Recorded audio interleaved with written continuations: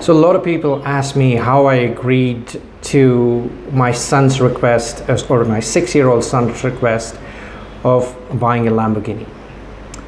So I agreed for that. So one day we went to this hotel, Novotel, and as we were doing a couple of other things over there, there was these two beautifully parked Lamborghinis out there, nice fancy cars. So there was one which was white exterior and black interiors, and there was one which was a yellow one, and I think the interiors were kind of beige. So my 6-year-old son, he was very, very fascinated with it, and he was like, Nana, can we go and see it? Sure, why not? So we went close, and there was something about the car that was really, really exciting for him. Lamborghini excites me as well. And so he observed it, he bent, he looked inside, he peeped inside before the security guard actually came and said, guys, just, don't do anything to it. I said, fine, we backed off. Then he came back, and as we sat in our white color Polo and we were driving back home, he says, Nana, can we buy a Lamborghini? The first thing that came to my mind was the same thought that would come to any other parent. Do you know how expensive it is? And so that is exactly what I told him. I said, Sidhu, do you know how expensive it is?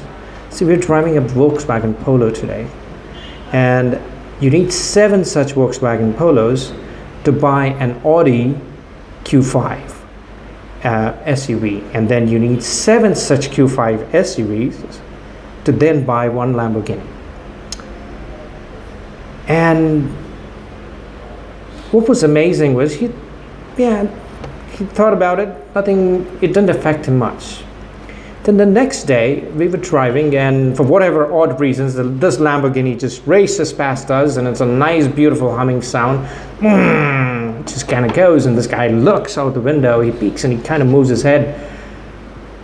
He says, Nana, what car is it?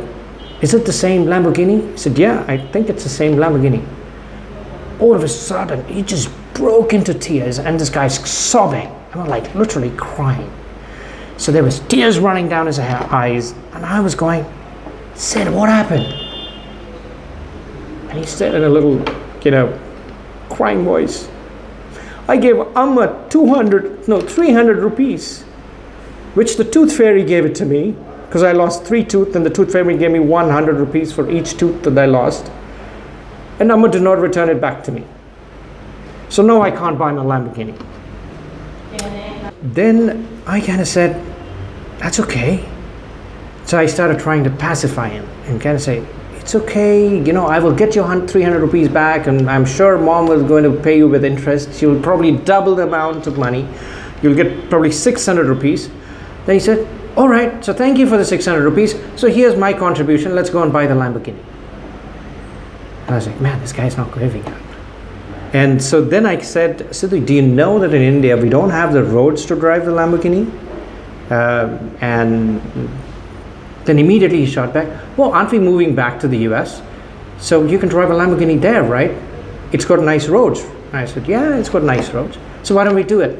And I said, well, I don't think they they sell Lamborghinis in the US. They manufacture it in Italy. No, I'm trying to do anything to try to stop him from getting to a Lamborghini.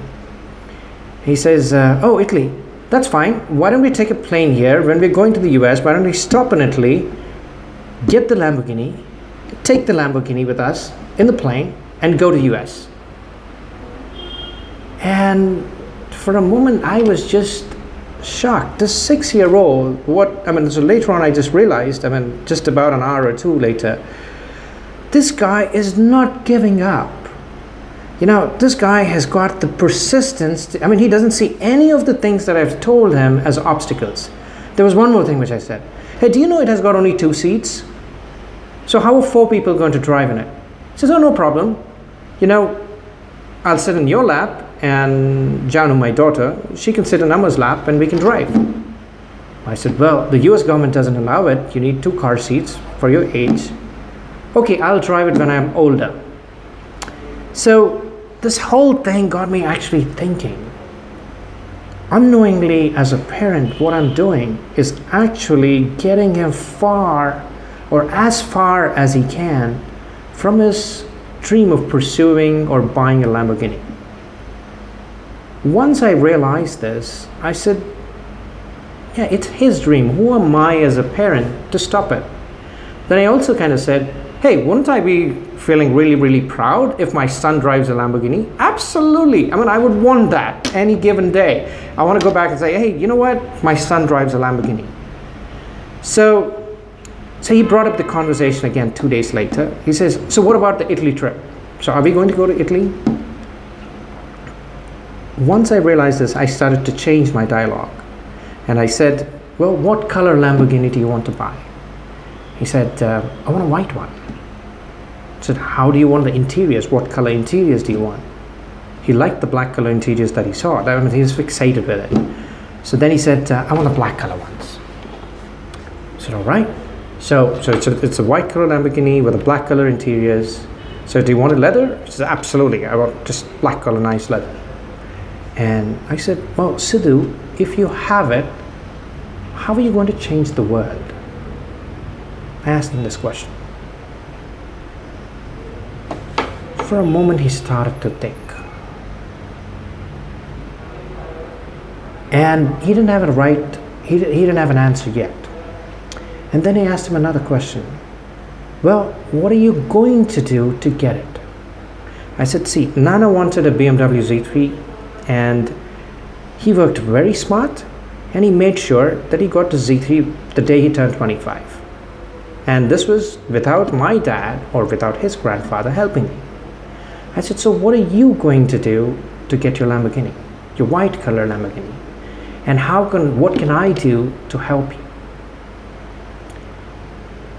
In that conversation, what I realized was how that actually changed his way of thinking. Now, he looks at the car, he wants it. He's also thinking and saying, what can I do to make a difference with it? So, as a parent, every day we are challenged in trying to fulfill our children's desires. At the same time, we are also bringing our own obstacles, if you will, or our own beliefs, and we are trying to influence our children unknowingly in, be it positive or negative way. In my case, the stories that I started to do with the Lamborghini initially were all negative, all trying to stop him from actually buying the Lamborghini. But what I noticed was, for that young kid, he did not see these as obstacles.